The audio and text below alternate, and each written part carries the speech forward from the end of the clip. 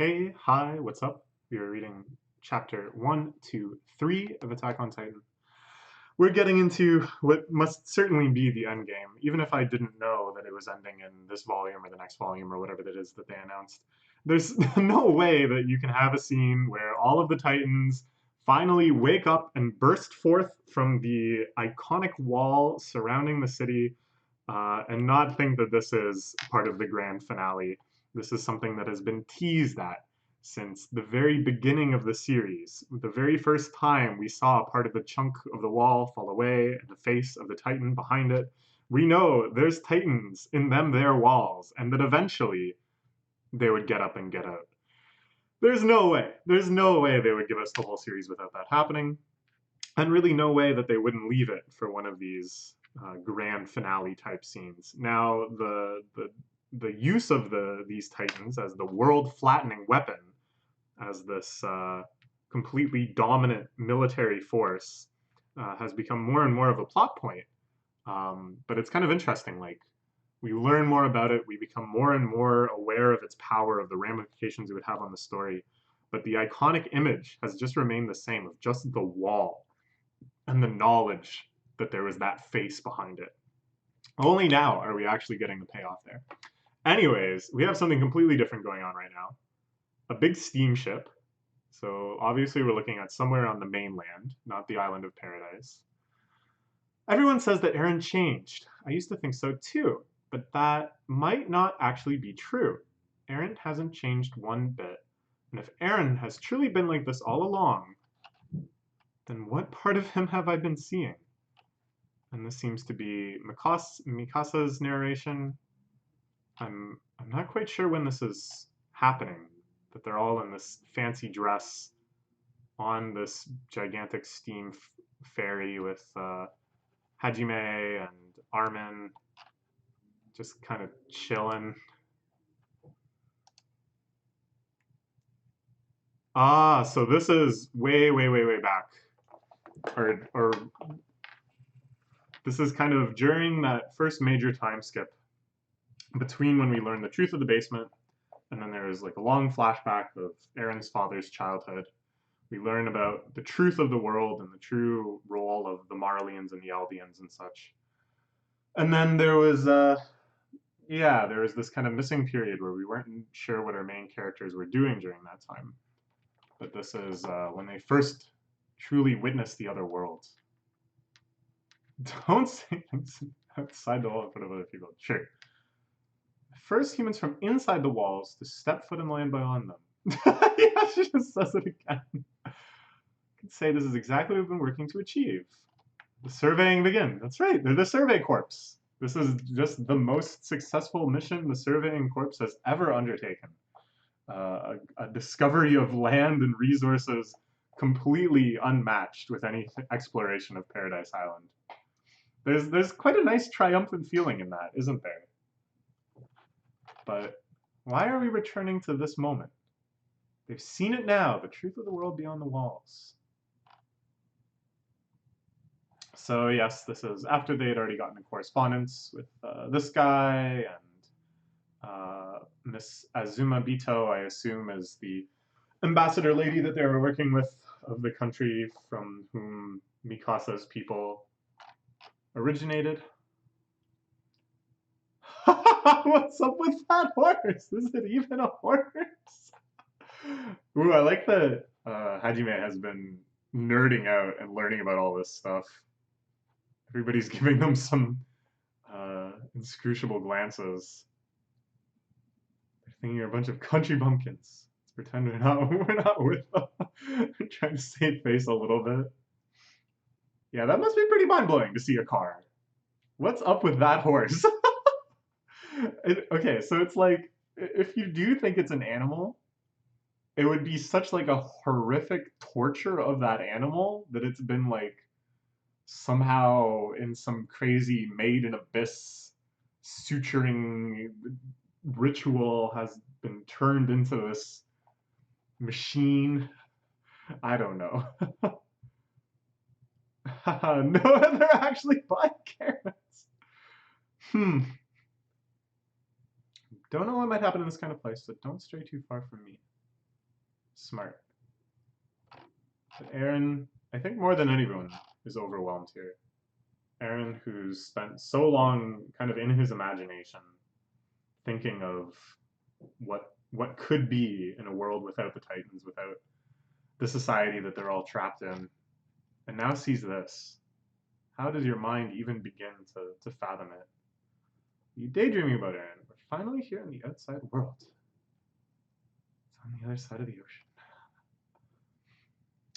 Here are our main trio out on a little adventure. I'm so shocked that we're getting this now, right at the huge point of climax, right when the Titans are busting out of the walls.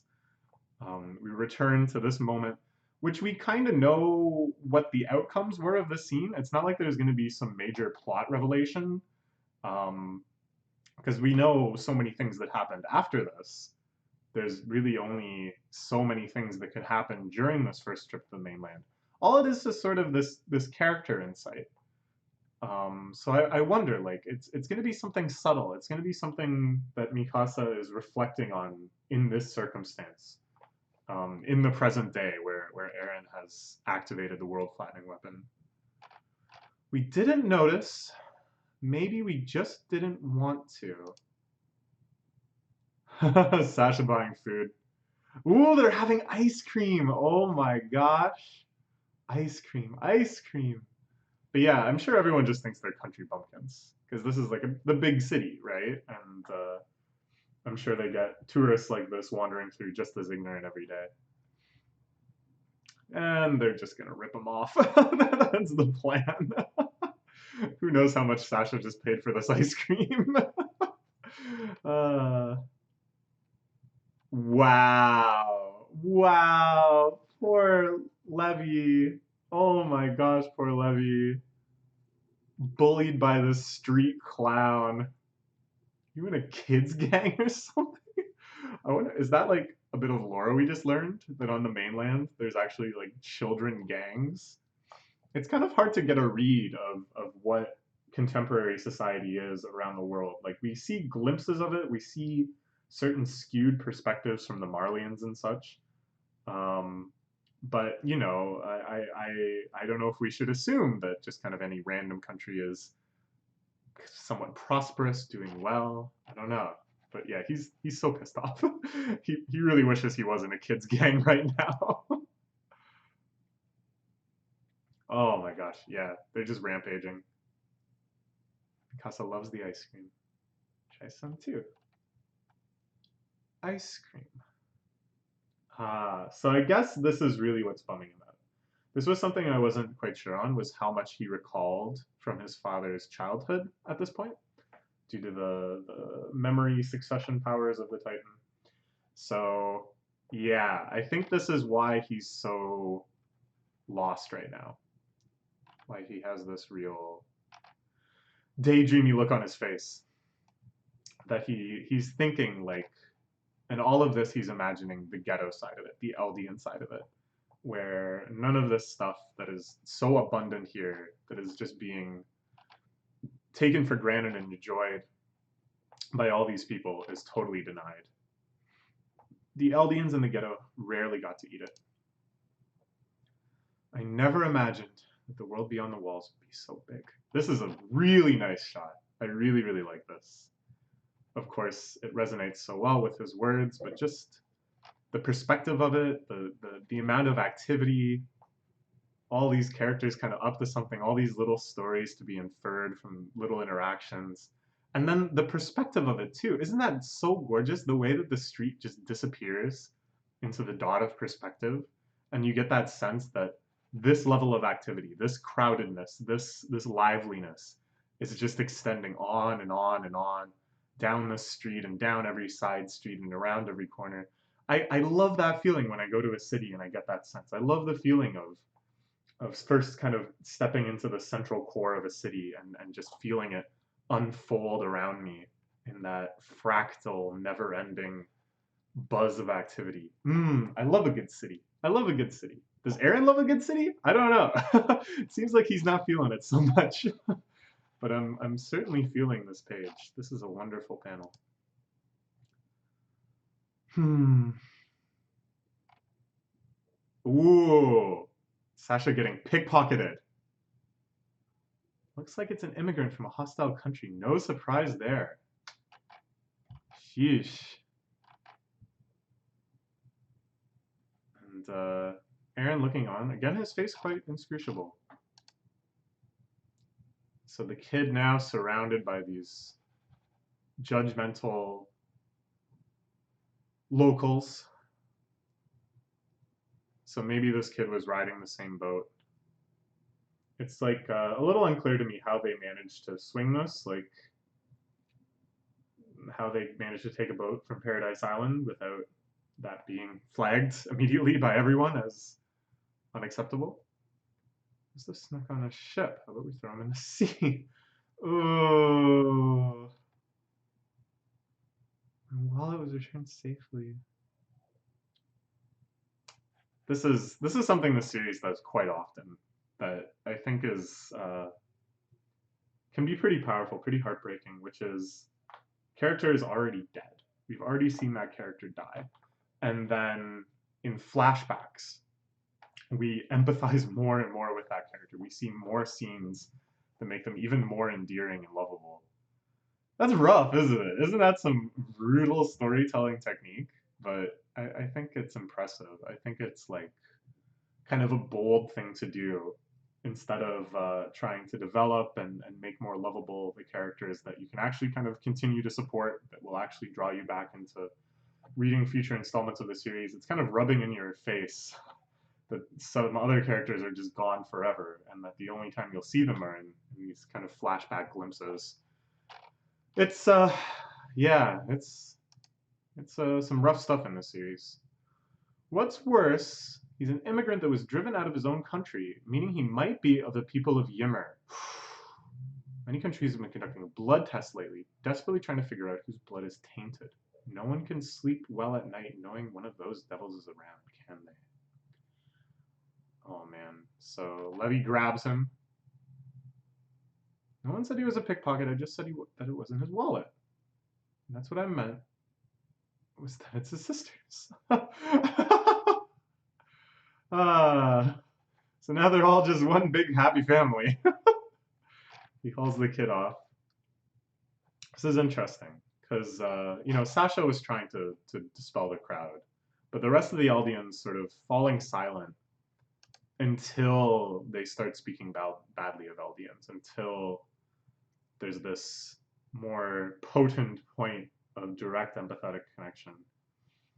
It's pretty interesting, and I think in a lesser series, in a series that has less kind of subtlety and deliberateness in its storytelling, this would just lead to whoa, cool fight scene. Whoa, the Levy's like, who did you call a devil? Punch, punch, punch, kick, kick, kick. And it's like this kind of, I don't know, that he just kind of changes his mind. Oh, maybe there is gonna be a big punch kick fight scene. No, they just run off. They end up giving him the money anyways. And the whole time, Aaron at a distance, just watching and thinking. Say it's true. It's come to light lately with the advancements in blood testing technology. People from Ymir are forced to escape from their homes all over the world.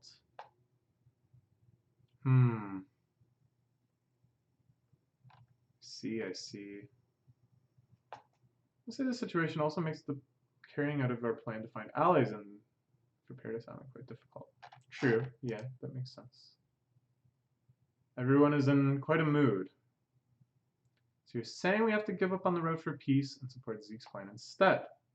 We have no choice to entrust him with our fates and sacrifice Historia's unborn children.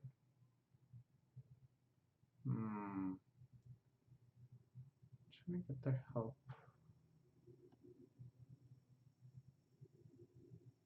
Sure. Okay. So we're learning a little bit more about the deliberations behind what they did. But it's, I don't know, this sort of thing, it's sort of like the going back and making you empathize more with characters that are gone. Here it's more you go back and you're asked to be kind of more compelled by plans that you know fall through, that you know are kind of doomed. And this huge contrast between what ends up actually happening and their plans here. Uh, it's kind of, I don't know, it's kind of interesting because all of this is still supposed to be focalized through Mikasa thinking of Eren, thinking of the sides of Eren that she's seen. Oh, where is Eren? Okay, all right. Well, immediately we're back to that, and I was about to say like, but where is Eren? I was actually about to say like, so where is that plot line going to go?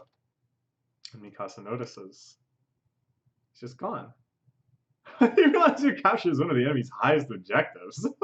Oh, but he's crying.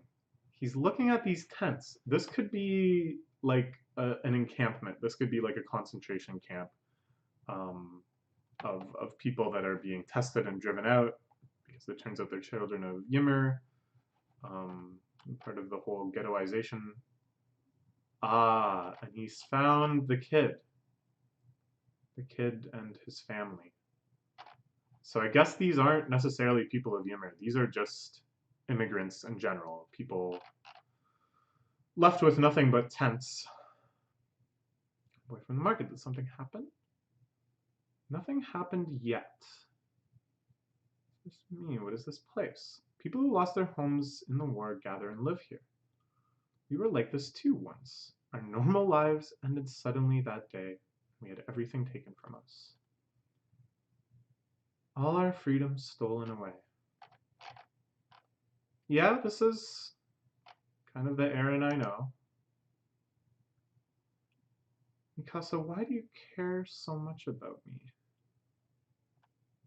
It's because I saved you when we were children, or because I'm family.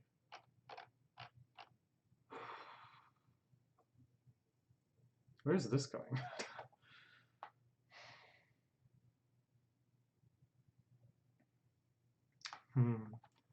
Because we know later he explains the secret Ackerman defense function that Mikasa has secretly and subtly just sort of been brainwashed this entire time to be Eren's bodyguard. Now, I think it's still kind of debatable whether or not what he was saying there was true or if it was just something to get under her skin. But it seems like this could be maybe just in the aftermath of him learning about this, he's kind of confronting her about it, trying to figure out maybe himself whether or not this could be true. Or he's like kind of trying to set up in her mind some sort of unknown, making her feel a little confused by her own support for him, such that later he can more cleanly kind of break ties and go against her. What am I to you? Or is this going in a romantic development? Is this going in? I'm sure I have never once like shipped in this series. I don't think. It's just not that kind of series for me. It's just not a series where I ship, which is saying a lot because I ship a lot. I'm a big shipper. But I'm sure there are people that do ship these two, right? Like it's kind of like a natural ship. So they in this era of finale, in this time of only so many chapters left, are they going to actually give those shippers what they want? You are family. Oh, this panel here is pretty funny.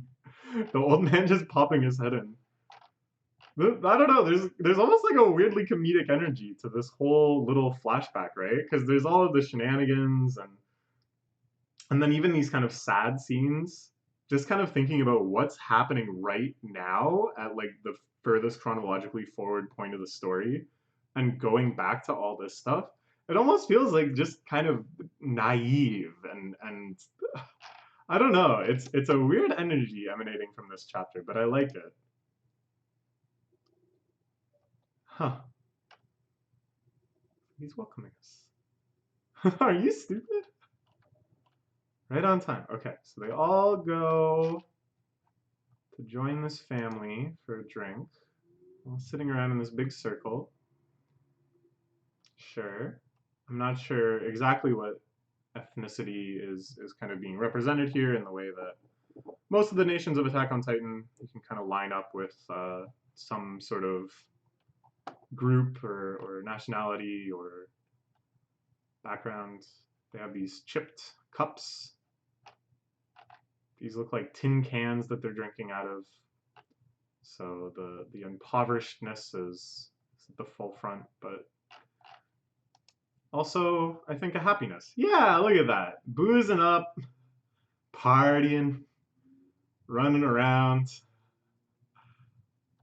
Ah, lovely. And even Aaron looking on this seems a little happy. He seems a little happy. A very small, subtle smile, but I think he's happy. I sure hope he's happy. Who couldn't be happy at a time like this? I really like, I don't know, there seems to be a couple small visual stories being told through these panels. But Sasha trying to get the kid to drink.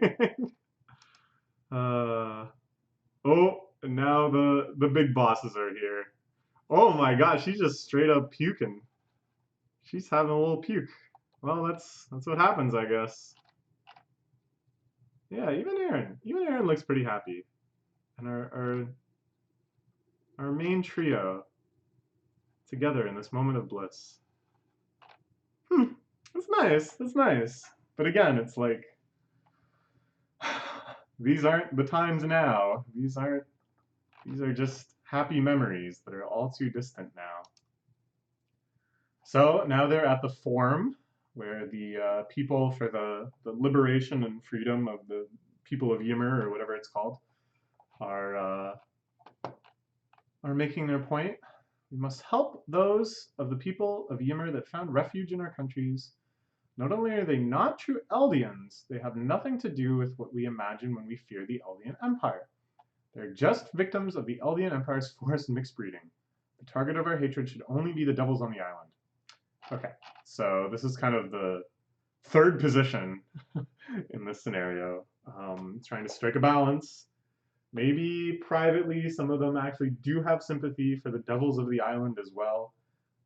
Regardless, though, they know what they must say to placate the audience. They know what balance is the only achievable balance in order to actually do anything to help any of the people with the blood of Ymir.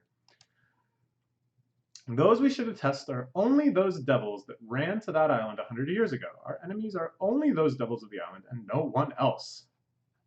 Yes, so the Eldians here, not looking too happy to hear this, and so is the ambassador from that country. She looks pretty disappointed. Hajime especially, oh my gosh, looks flummoxed. After that day, Aaron left us.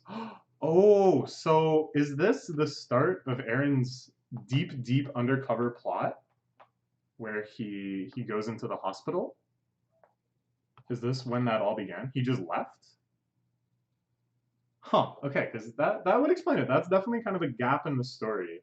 One where, again, it's like, you know the bounds of what could have happened. You know that there's not some outrageous twist that's going to result from that. But you can see now exactly what happened, I guess. It's interesting. Everything to Zeke. Next time I saw him, it was already too late. Okay, so these are the memories right before this rift. Right before. I wonder if there was any better choice he could have made. I wonder if it was all predetermined. And here she thinks all the way back to when Aaron was rescuing her, stabbing her attacker. But I still think sometimes that if, at that time, I had given him a different answer to the "we're family," but I don't think I'm supposed to read into this like a romantic thing, that she was like, I wish I had said, I love you, let's get married, or whatever. I don't know if it's that. I don't know what it is. Maybe she should have said, because we're both Eldians, because we're in this together.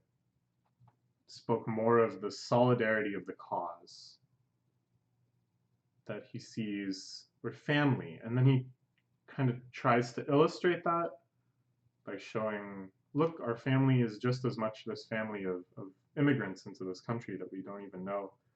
They've opened up their home to us. I'm not quite sure. I'm not quite sure how to parse this. If at that time I had given him a different answer, then maybe this all would have turned out differently. And now we return to the original Titan, which is a huge, strange beast indeed. Ymir herself in all of her gigantic skeleton parasitic glory, dwarfing the gigantic titans of the wall. But we know how big those are too. They in turn dwarfing the rooftops, which in turn dwarf Armin and Mikasa. A tremendous sense of scale in this panel, and quite an overwhelming sense of dread too. So this is it, huh? This is the end of the world. If these titans are allowed to just rampage, they're going to flatten things out. That's just how they are. And this is nice. A real kind of iconic imagery from the series. You know, the Colossal Titan, even though in terms of the overall plot, wasn't as significant as the Attack Titan or the original Titan or whatever, certainly still retains its iconic status as the Titan of Attack on Titan, right? Like, that's the one people are going to think of. So it's I think a very smart design choice to have the Wall Titans kind of look like that. Same general proportions, same hugeness, same kind of weird mix of the exposed skeletal elements of the teeth and then this kind of fleshy membrane around everything else. All I'm saying is that it's like, this scene should feel iconic. This scene should feel like a legendarily representative scene of the entire series. I think these are smart choices to do so. What is that? It's too big. Looks like it appeared right at the place where Eren was. Is the bat? Ooh. Eren attained the power of the founding Titan. He found the power of the attaining Titan. He attained the founding of the power Titan. Okay, never mind. The rumbling was activated first, then it must be Eren's will. He means to destroy the joint forces that are carelessly gathering in Marley. I suppose that is probably his primary objective, is to march them out there and smush that army. But this is really, really cool, I think. The big katakana, overpowering the entire page. Interfering with the text bubble. I love that, I love that. I love anything where,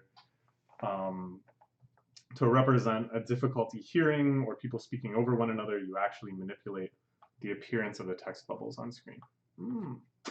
That's some good comics. That's some good use of the medium. Okay. Eren is on our side. It's certain now. Okay. I mean, could Eren not just still be on this supposed nihilism trip? He's gonna just destroy everything. That's what he claimed before. Of course, we know now not to take him at his word. And here, oh God, what's her name? Yelena? Helena? Watching in horror as the man whom she followed to the ends of the earth, chronologically, not geographically, but I guess sort of geographically too, seems to have lost to his brother. Eren, did you go back to us? No, this is not right. No way. Casa. Well, Maria has been destroyed too. If he only wanted to destroy the joint armies, he wouldn't have gone this far. Right. Yeah, that to me is pretty decisive. The walls around the Shiganshina district have hundreds of titans. Those would have been enough. The attack he's mobilizing is using up all the walls. Only wanted to destroy the forces of Marley, then. If it was just that, he wouldn't have. Okay. So, again, yeah, it seems like through every indication so far that Aaron is about the actual global flattening right now. But the fact that they're discussing it like this makes me think there's yet another level to it, right? Like, because Aaron has already stated, he was talking to Yimmer, he's like, yeah, let's do it, let's blow this shit up. And then we had this kind of first twist, Armin thinks, oh wait, no, maybe he's actually on our side. But now it's just kind of back to, oh, I guess he wants to actually just crush everything. Which makes me think that this still can't be right. There's still one more layer. I don't know what. I don't know what. This is a message to all the people of Ymir. Ooh, now that is a cool shot. Now, I don't know how literally to take this. Have they literally been transplanted into that Evangelion dimension of the gigantic radiant genetic tree and the mysterious sands? And I don't know. I really like this environment. I'm a sucker for that kind of development where you go into these sort of really abstract places. Anyways. Okay. But this symbolically, of course, is showing that they're receiving some message telepathically. Oh, that's it. I thought, shouldn't he say something more? Maybe testing. Like maybe he was just making sure it worked. Doesn't he actually have like a message? Not just this is a message? Okay, here we go. My name is Aaron Jaeger. I have attained the power of the founding titan, and I am now reaching out to every single one of the people of Ymir. Okay. I've dissolved the hardening of every wall on Paradise Island, and every titan that was encased in those walls is now on the move. So imagine, like, we know that the people of Ymir during the Eldian Empire stretched all around the world, and then we know that after the fall of the Eldian Empire, those people were driven out and exiled and now live kind of in the margins of society. But I feel like because this has gone on for so many generations, it's very likely that there's a lot of like kids who are just living in some other country on the other side of the world who don't know what the heck a Paradise Island is or what a Titan is. Or certainly not what a founding titan is, that might be aware that there's something stigmatized about them, but they don't really understand what it is to be a person of Ymir. And now suddenly they're just getting this telepathic broadcast saying, attention, I've dissolved the hardening of every wall in Paradise Island. Oh no, I'm going insane. And then their friend is like, no, I can hear that too. What do you think this means? Oh gosh. Okay, not to take away from the intensity of this scene. I'm still deeply curious what Aaron is actually going to relay to everyone. When now he's in a position where he doesn't have to lie to anyone anymore. He doesn't have to subvert or sneak around or trick people. I feel like the message he's broadcasting now will be his honest to goodness truth. It's just really funny to me to think of some random kid out there. Anyways, okay. Every time that was encased in those walls is now on the move. My goal is to protect all of the people on Paradise Island where I was born and raised. Okay. So that is Aaron's choice. He's going to stamp out every opposing force, or every force that, I don't know. So before the idea of all of these titans and the world flattening weapon is supposed to be kind of an active deterrent. This is the same sort of theory that people use for nuclear weapons. Optimists among us will try to say that the use of nuclear weapons or the existence of nuclear weapons is a deterrent. Because war escalates to such a catastrophic state so quickly that no one actually wants to initiate anything. This has proven false.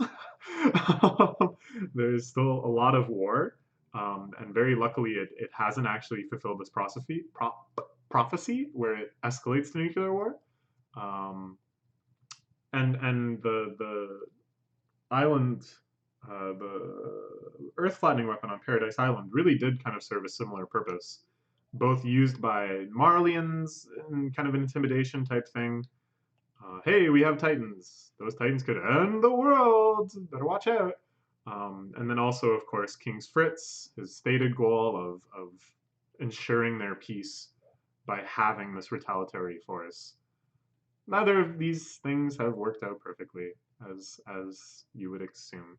So it seems to me that by bothering to take the Titans out of the wall, Eren isn't just going to be like, all right, now don't do anything, don't mess with us, because we got all these guys, because he already had all those guys. People already understood that. So I think this is a much more proactive thing. He's actually going to go a little stompy here. Right? Right? I think so.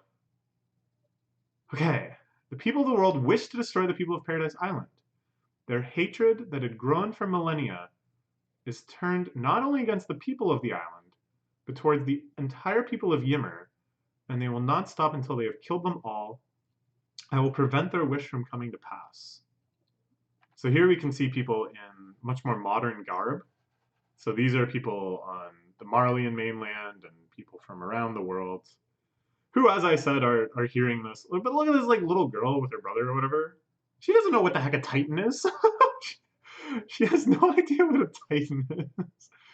And it kind of seems like the way that people are looking around in awe, that they actually are, for the duration of these telepathic messages, being transported sensorily, at least, to this fantastical space. So yeah, it must be quite the experience. Okay, so Eren really is just gonna go kill everybody besides the people on Paradise Island. The Titans of the Wall will stomp and flatten everything that's on the surface of this earth outside Paradise Island. All which lives here will perish from this world. And here we see one of the most terrifying images in this entire series. Eren, unrecognizable. This extremely stylized brush art depiction. It's quite stirring, and it makes for a pretty good like villain. I think we're not supposed to be sympathetic with this goal. I think we are supposed to see this as Eren going far too far, Eren becoming everything that he hates, Eren now giving the rest of humanity the very same grim reminder that took everything from him in his early life. Just as he discussed with Mikasa earlier in this chapter, he now is going to be that force. He now is going to be the cause of that loss for countless families the world over. So, Eren is the villain now? Has he lost his mind? Has he, as Mikasa wondered, always been like this? Is this some crazy 12th level Titan mind control trick perpetrated by his father or by Ymir? Something, I don't know. I don't know if I can quite make sense of this. And the other thing is like, if this isn't supposed to be at all sympathetic or a feeling of triumph or anything like that, which is what I assume, that we're not supposed to root for this, I assume then the plot will be centered around stopping this, about stopping the Titans from flattening the entire world. How are they going to do that? That sounds pretty impossible. So yeah, this is quite the development. This is a development and a half, and that's it, huh? Wow. Wow, wow, wow. Okay. Okay. All right. I don't know. I don't know what to say. This is pretty wild. After all this speculation of Eren's true intentions, wondering who he allies with, whose plan he supports, in the end it was quite simple. I want to flatten everything on the world that isn't Paradise Island. It's pretty straightforward. Not the kind of nuanced anti-natalist take of his brother, that's for sure. Nor this kind of mixed way reintegrate with society that many other the Scouting Legion had aimed for. And all right, let's wait for the next one, I guess. Bye bye for now.